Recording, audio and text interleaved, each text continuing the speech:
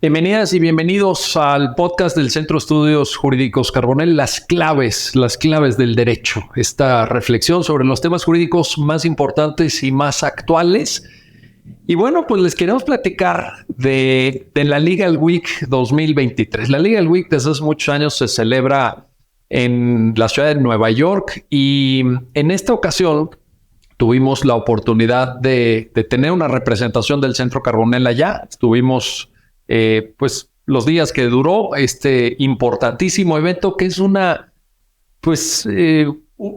referencia ya obligada para la reflexión sobre derecho y tecnología.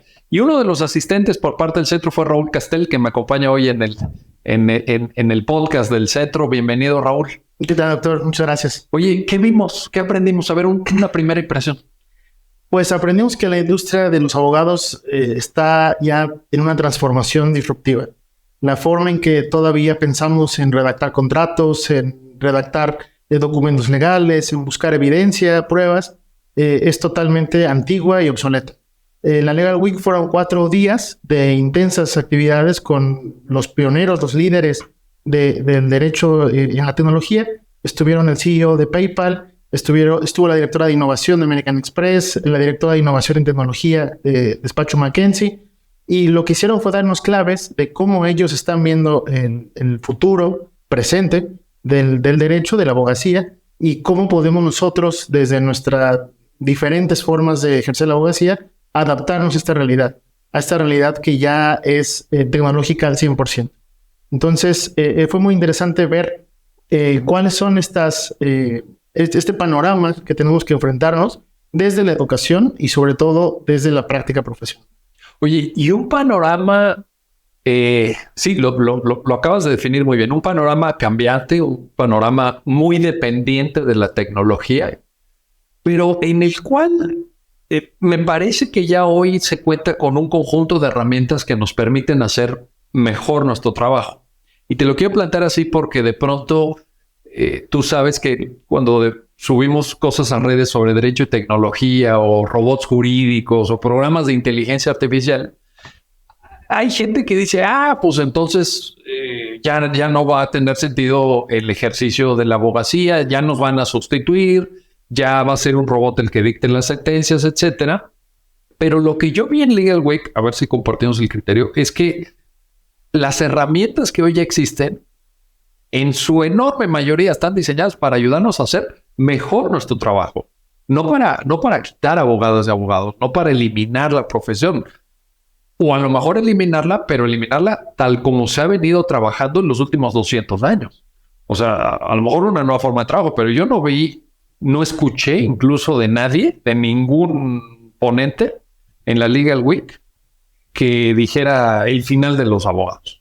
Sí, que ese es un mal entendimiento de lo que el Legal Tech y la tecnología vino a cambiar en la abogacía, ¿no? El reemplazo de los abogados. Y los abogados ya se acabó la profesión jurídica, ya se acabó la era de los abogados y ahora los robots pueden hacer mejor las cosas. Sí las pueden hacer mejor, pero no en reemplazarnos, sino en apoyarnos y en nosotros apoyarnos también en la tecnología. Pero sí como esa visión, ¿no? Sí. Tú has leído, has escuchado gente que dice, pues ya, ¿para qué servimos? Sí. Y está mal. Creo que no, el camino no es por ahí. Que también ese mal entendimiento da que tengamos miedo, ¿no? A acercarnos a la tecnología, que tengamos una negación previa, anticipada, sin conocer los productos, sin conocer cómo funcionan y decir que los humanos, los abogados, no podemos ser reemplazados por tecnología. Y lo que nos trataron de enseñar en la Legal Week es que no es así, no se trata de un reemplazo. Es una herramienta que te ayuda a maximizar tus funciones, tu potencial, que te ayuda a ocupar tu tiempo en cuestiones de fondo, de análisis, de criterios, de consejos jurídicos, que es finalmente para lo que somos los abogados. Los abogados no podemos estar contratados para hacer temas administrativos, que además nos quitan mucho tiempo, que son burocráticos, que no dan soluciones a los clientes. Los abogados tenemos que darles consejos jurídicos para la toma de decisiones, tanto del cliente como desde el punto de vista legal. O sea, te refieres a ejercer realmente lo que tiene valor y lo que agrega valor al cliente, que es el criterio jurídico. Correcto. En términos de diseño de estrategias, de planteamientos argumentativos, de vislumbrar diferentes posibilidades de solucionar los problemas de los clientes, etcétera, etcétera. Y de diseñar estrategias legales inteligentes, coherentes, completas, a través del apoyo de una tecnología.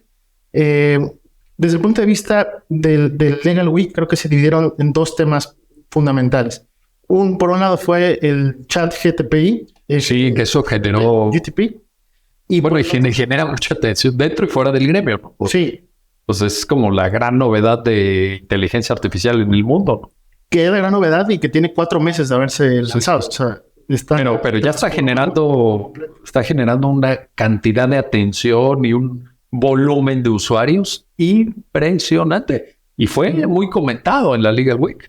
Sí, cuando tú ves reunidos en un solo lugar a 7,000 profesionales en derecho, de los despachos top a nivel mundial, de los despachos top en Estados Unidos, hablando y debatiendo sobre el chat, quiere decir que hay que ponerle mucha atención, ¿no? Y justamente con este enfoque de herramienta para maximizar el desempeño profesional. Y eso fue por un lado. Y luego el otro, la forma que tenemos ahora para competir con esas tecnologías es ser más humanos. O sea, desarrollar habilidades humanas, las llamadas soft skills. Habilidades blandas. Las habilidades blandas, que es la única forma de hacerle frente a esta disrupción tecnológica que está transformando no solo la profesión jurídica, sino la vida de todas las personas, ¿no? Entonces, esos dos fueron los pilares. Por un lado, cómo utilizar el chat para mejorar la función de los abogados, sobre todo en ámbito contractual. El 90% de lo que se habló sobre el chat es sobre su posibilidad para hacer buenos contratos, para revisar contratos, para categorizar, ordenar documentos, y luego también cómo mejorar nuestras habilidades humanas para tener más networking, para tener más sensibilidad e inteligencia emocional, ¿no? Entonces, esos dos fueron las dos vertientes que yo identifiqué como los principales. Oye, ahora, de esas dos vertientes, me da la impresión que en la educación jurídica, habría que ver en Estados Unidos, evidentemente no, pero en la educación jurídica en América Latina se habla poco de eso, ¿no? Ya tenemos esa conciencia de lo necesario que es maximizar las habilidades blandas. Te pongo una adicional a las que tú mencionas, que son muy importantes. Trabajar en equipo. Saber trabajar en equipo. Verdaderamente hoy los problemas jurídicos más complejos es difícil que se aborden por un abogado en lo individual. O sea, que tú conozcas todo lo que hay que conocer sobre derecho de la competencia o sobre telecomunicaciones o sobre derecho administrativo o sobre regulación energética. Normalmente se integran equipos de varios profesionales del derecho o incluso entre áreas de conocimiento diferentes a la jurídica, ¿no?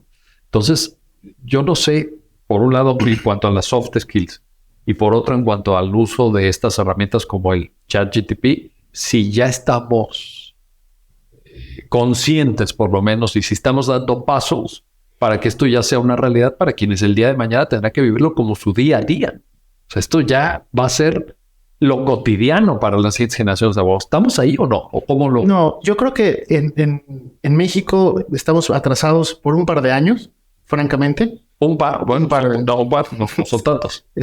Yo creo que no, porque estaba tan rápido. Les decía, inició hace 4 meses el chat. Entonces, lo que antes tomaba 1 año o 2 años en consolidarse, ahora toma días, ¿no? Entonces, creo que nos va a llegar a México más pronto de lo que creemos. Y ahí también identificó un área de oportunidad muy interesante, porque cuando hablamos de que estamos atrasados, puede ser negativo, ¿no? Tiene una connotación negativa. Pero quizá ver el lado positivo es que tenemos oportunidad para que desde las facultades y las escuelas de derecho se enseñe esta nueva forma de estudiar y de razonar y de hacer preguntas. Porque lo que vimos en la Legal Week es que había profesionales del derecho que ya se dedicaban a ello. Es decir, gente con una generación, digamos, mayor. Yo creo que los más jóvenes eran abogados de 40 años. O sea, gente que ya tiene esa problemática y que tiene que necesariamente conocer el chat y conocer esta tecnología. Pero no había más jóvenes y definitivamente no hay en educación que les enseñen estas tecnologías, ¿no? En Estados Unidos. Y en México, pues mucho, con más razón, ¿no? No existe esto. Entonces, creo que ahora es una buena oportunidad para que nosotros demos un paso atrás y que les enseñemos a los estudiantes cómo usarlas, cómo aprovecharlas, para que no tengan este periodo perdido de curva de aprendizaje, digamos, cuando salen y cuando empiezan a ejercer la profesión.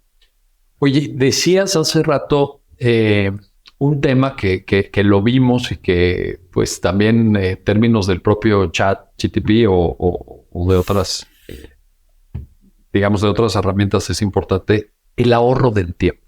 Y me acuerdo que estábamos tú y yo viendo una demostración de cómo la inteligencia artificial revisaba un contrato y la velocidad de revisión de documentos es impresionante. No podemos competir con eso. O sea, a todos los que nos ha tocado revisar documentos legales para ver que el cliente vaya sobre seguro, que el cliente firme con la confianza de que no hay ahí alguna trampa, alguna cláusula que le puede perjudicar, etcétera, pues sabes que nos toma una cantidad de tiempo importante. Pero en esa demostración que tú y yo vimos, bueno, en varias, ¿no? Hubo varios, sí. Pero... Y no solo el tiempo, la precisión. O sea, lo hace en fracciones de segundos, sí, pero tiene un nivel de confianza y de precisión mucho mayor al error humano. Ahora, ¿qué hacemos con ese tiempo que antes dedicábamos 5 horas a revisar un documento y ahora el chat lo hacen, o varias herramientas, no nada más el chat, esa es una, pero hay muchas de inteligencia artificial que lo hacen 20 segundos o en 15 segundos. Y entonces el resto del tiempo, ¿qué hacemos? ¿Lo facturamos? ¿No lo facturamos? Ese fue un debate muy interesante sobre que en Estados Unidos los despachos de abogados, los abogados cobran en su mayoría por horas, ¿no? Se paga ahí En México algunos, no todos, pero los grandes, los que son transnacionales también. Y entonces era, ¿cómo ahora voy a facturar si el cliente sabe que en realidad me gasté 15 segundos en hacer este contrato cuando antes era un fin de semana completo, ¿no? O una semana, o un mes, etcétera. Y ahí todavía hay cuestiones que se deben ir delimitando, ir entendiendo, ir comprendiendo para poder cambiar este nivel de facturación. Pero inclusive en eso la tecnología está transformándolo, porque ahora ya no vamos a cobrar por nuestro tiempo, sino por lo que hacemos con lo que sabemos, ¿no? Entonces, que ese tiempo ganado puede ser para diseñar una buena estrategia, para hacer networking, para tener más clientes. Es decir, las posibilidades son bastantes, pero... Que en realidad, si te fijas en la idea de que desde la abogacía se puede cobrar bien en la medida que tú añades valor a los negocios de tu cliente, a sus intereses más importantes, a lo que el cliente te pide que ayudes a proteger. En esa generación de valor, la variable temporal debería ser una variable subordinada, en el sentido de que al final del día, si tú tienes una buena idea jurídica que le puedes dar a tu cliente y se la puedes transmitir en 10 minutos, pero eso le ahorra millones de pesos o millones de dólares en gastos o en litigios futuros o en problemas, pues eso vale muchísimo, ¿no? Ese es el valor, claro, realmente. Entonces, no digo que el tiempo sea de menor relevancia en la tarea que hacemos, porque finalmente lo que nosotros proveemos es un servicio. Es decir, nosotros trabajamos con nuestra persona, nuestro conocimiento, nuestra capacidad de reflexión, de argumentación, etcétera. Por supuesto que el tiempo importa, es la materia prima, decía Benjamin Franklin, de la que está hecha la vida, ¿no? Pero no tiene que ser lo principal. O sea, no puedo yo estar necesariamente o a la luz de estas nuevas tecnologías pensando solo en el cobro por hora. Tengo que pensar en el valor añadido, que también fue una reflexión que estaba en muchas de las mesas. ¿Cuántas mesas hubo en el ley? 150 mesas. 150 mesas. 150 mesas, 7,000 asistentes, alrededor de 60 ponentes. Sí. Es decir, un evento de verdad de primer nivel. De nivel. De primer nivel. Y justo para mostrarnos las claves de lo que está pasando. La dinámica no fue tan académica, no nos explicaron en detalle el ABC de qué es el chat. De hecho, no era un evento académico como tal. Como a México estamos acostumbrados a los congresos académicos, a los seminarios, etc. Esto era muy puntual y muy para también nosotros como asistentes ver qué acciones podemos tomar de inmediato.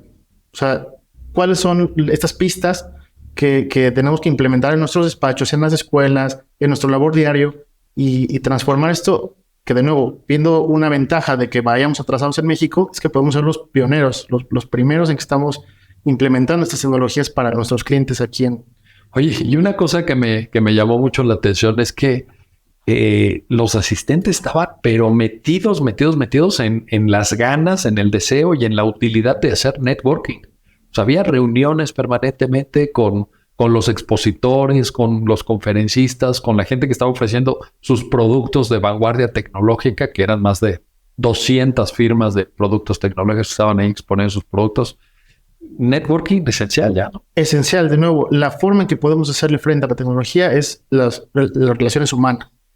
había gente inclusive, esa impresión me dio, que fueron al congreso, al evento, al Legal Week, solamente para platicar con otras personas. Sí, sí. Para conocerse, para darle su tarjeta, bueno, ya no tarjeta, su escáner. Sí, porque se escaneaban tu código QR, ya estabas ahí todos. Sí. Y de conocer... ya esto de las tarjetas ya... No. Bueno, tener un escáner y de ver qué estás haciendo, cómo lo estás haciendo y cómo lo adapto a mi realidad y a lo que debo hacer. Es decir, la gente que fueran los líderes. Entonces, nos sirve mucho para también seguirlos, ¿no? Nos están abriendo el camino, nos están mostrando los horizontes. Podemos ya saber a qué dirección ir. ¿Cómo? Dependerá de cada quien, pero por lo menos ya tenemos un horizonte. Un horizonte. Sabemos para dónde dirigirnos. Correcto. Estamos en el podcast del Centro de Estudios Jurídicos Carbonell, las claves del derecho, los temas jurídicos más importantes. No se vayan, vamos a hacer una pausa, pero regresamos enseguida después de estos mensajes que tenemos preparados para ustedes. ¿Estás buscando obtener el grado académico más alto que se otorga en el país? Centro Carbonell te invita a su doctorado en Derecho, donde estarás analizando casos reales, verás materias de vanguardia en razonamiento jurídico y en emprendimiento de la mano de los mejores juristas mexicanos. No te pierdas la oportunidad de actualizarte en el mundo de la abogacía. Inscríbete ya.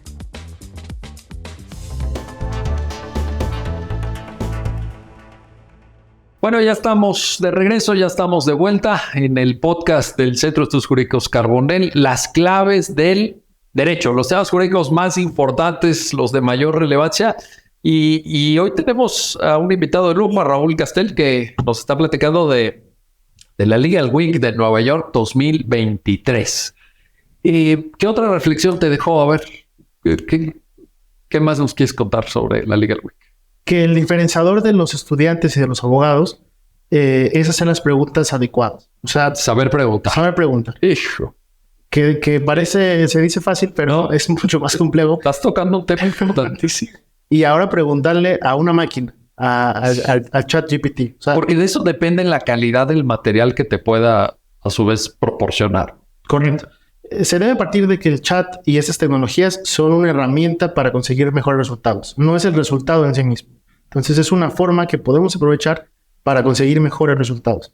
Y para ello, el método adecuado es hacer buenas preguntas. Hacer preguntas complejas o hacer preguntas detalladas para que el chat, como es una inteligencia artificial de información generativa, te vaya generando respecto a lo que tú le vas alimentando. Que eso también es importante porque mucha gente piensa que es un robot que genera su propia información y que además la información que da es verdadera, es real, es absoluta. Y esto no es así. Se tiene siempre que comprobar, ¿no? Decían, uno de los problemas éticos que se puede presentar con este tipo de tecnología es saber quién alimenta estas máquinas, con qué tipo de información. Y ahí sí, ¿a dónde resulta la máquina a buscar o a ver para ver cómo te va a retroalimentar? Correcto. Pero también ahí, digo, los abogados siempre debemos de ser muy precavidos frente a la información que nos traslada el cliente, muy precavidos en relación a mantener una actitud sanamente escéptica respecto a lo que escuchamos de otros colegas o de autoridades, etcétera. Y yo creo que en esto de las tecnologías de inteligencia artificial es lo mismo, ¿no?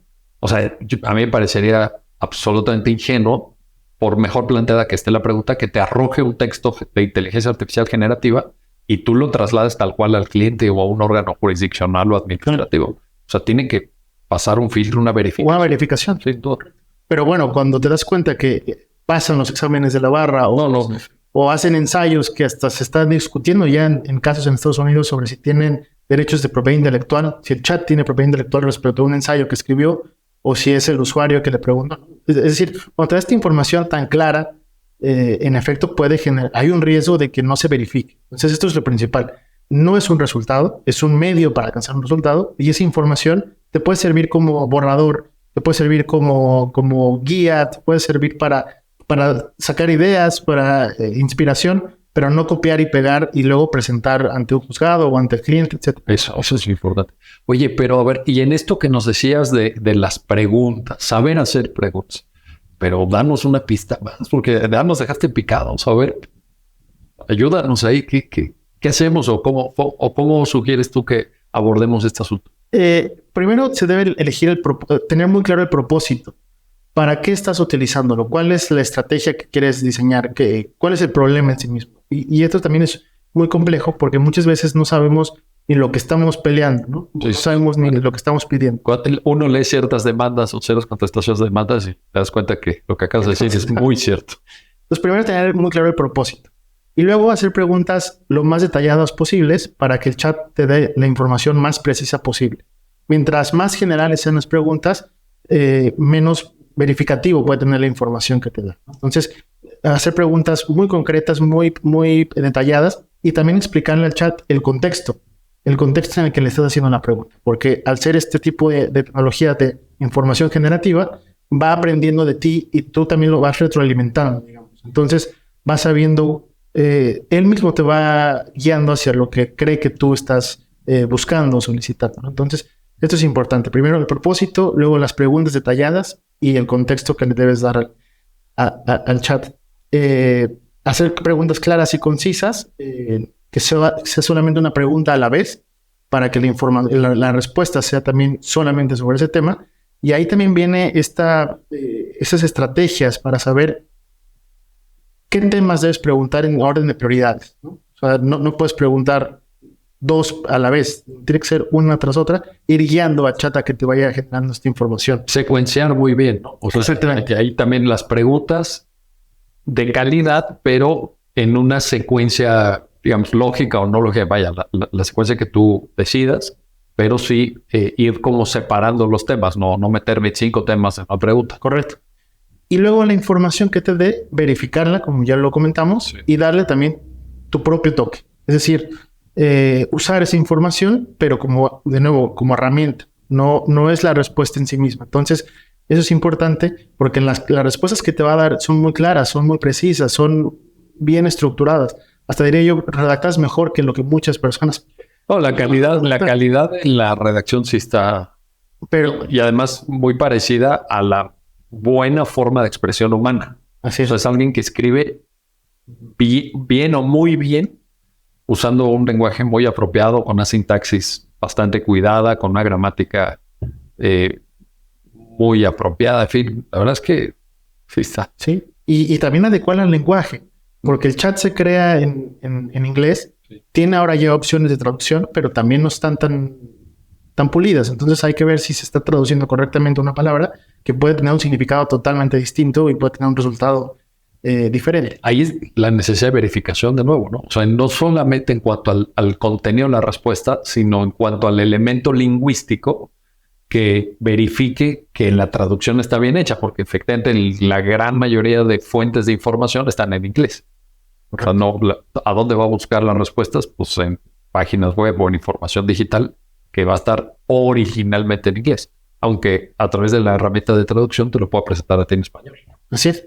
Entonces, el gran reto que tenemos estudiantes y abogados es seguir argumentando, o sea, la argumentación para utilizar esa información y darle nuestra propia estructura y hacer preguntas adecuadas.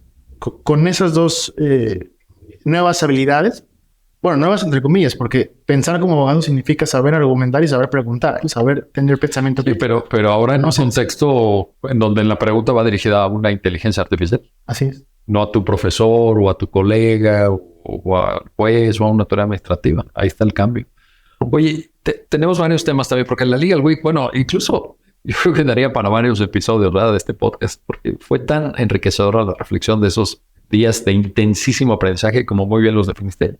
Pero te pongo una cuestión adicional. Fue muy impresionante no fue una conferencia, fue una conversación con el CEO, el presidente, digamos, de PayPal, una empresa que factura miles de millones de dólares cada año, de las punteras en materia tecnológica. Y el número uno de la empresa estaba ahí sentado enfrente de nosotros, lo teníamos. ¿Qué fue lo que más te impresionó? ¿Te dejó alguna reflexión esa intervención? Sí, se me quedó grabada una frase que dijo en broma, pero en serio, o sea, que sí fue lo que pasó por su mente, que tuvo en diciembre de 2022 una cena con unos inversionistas, con gente que estaba desarrollando ese tipo de inteligencia artificiales, que le pidieron una cantidad de dinero para inversión. Creo que eran $100,000. No, 100 millones. 100 millones de dólares. 100 millones de dólares. Para invertirlo en un proyecto de estos de inteligencia artificial. No dijo cuál, pero... En uno de ellos. En uno de ellos.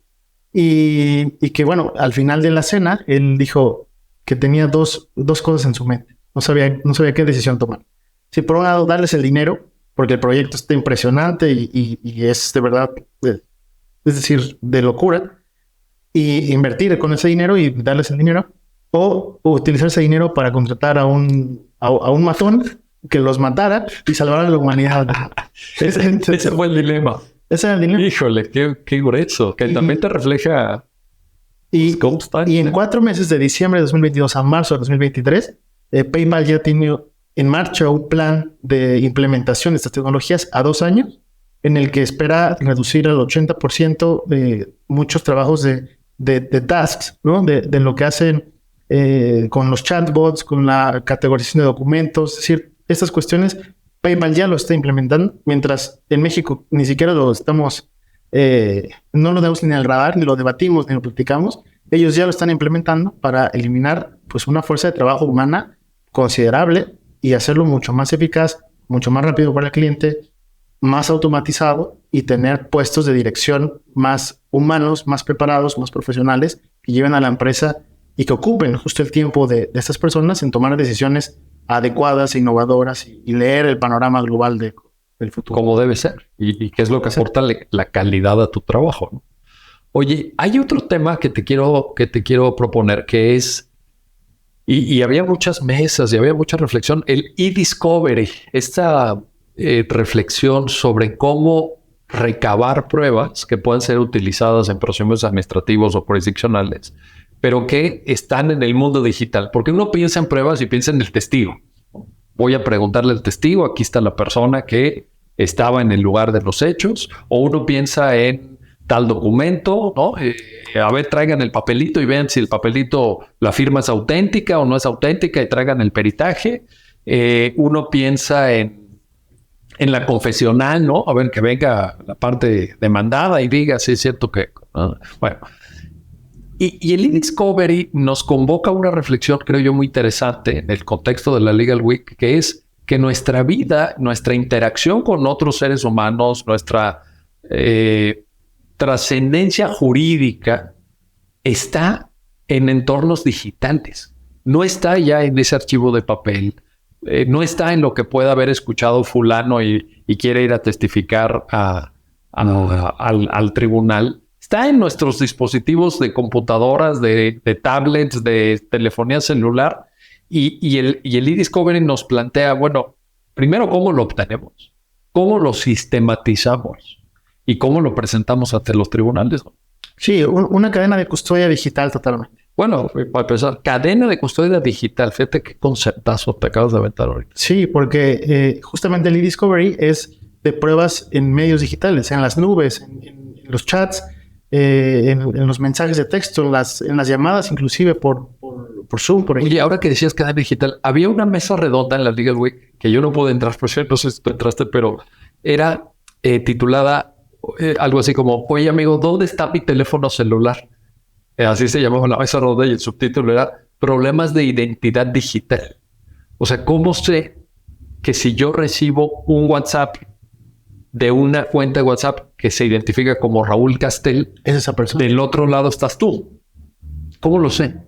O en un servidor, ¿no? Tengo un almacenamiento documental en iCloud a tal nombre o a nombre del despacho, a nombre de la firma, etcétera. ¿Cómo sé que efectivamente hay una identidad digital verificada, verificable, etcétera, etcétera? Sí, de nuevo, son temas que no hay respuestas para ello porque se están generando, ¿no? Apple, por ejemplo, tiene esta modalidad para el WhatsApp del escaneo de cara. Entonces, además de desbloquear tu celular, ya te pide que para entrar a tu WhatsApp tengas que escanearte la cara, ¿no? O las huellas digitales. Es decir, tratar de poner mecanismos para asegurar en la medida de lo posible esta fidelidad en las pruebas. Pero, en efecto, el e-discovery trata de revisar que estos procedimientos sean adecuados, transparentes, confiables y que también toda esa información se quede en un lugar seguro, porque justamente durante la Legal Week a la par se estaba desarrollando una comparecencia del CEO de TikTok ante el Congreso de Estados Unidos. Correcto. En donde decían, bueno, a ver, si el gobierno de China te pide a ti como empresa privada la información de toda la gente americana, de todos los usuarios americanos, se la tienes que dar.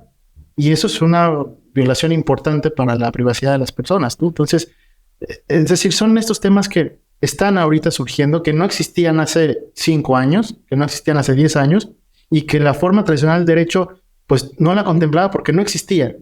O sea, ¿por qué teníamos que hablar sobre si te van a escanear la cara o no y saber si eres tú? Eso no era tu firma o tú estabas en persona, ¿no? Etcétera. Entonces, ahorita estos nuevos temas, nuevas exigencias, obligan ya a que hay muchas startups, muchas empresas que se dedican a diseñar estas cadenas de custodia digitales. Y además de lo que te puede hacer Apple, por ejemplo, en garantía, como procesos de garantía de tu seguridad, ellos te la duplican o te ponen más candados o te ponen más protección.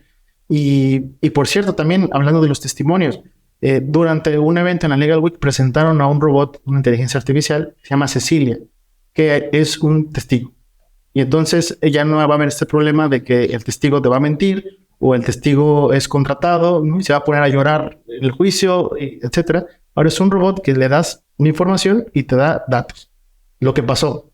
O sea, es lo que pasó y así es esto y se acabó. Entonces, esta parte también es muy interesante para darle mayor certeza a las decisiones judiciales que pudieran llegar en temas de tecnología.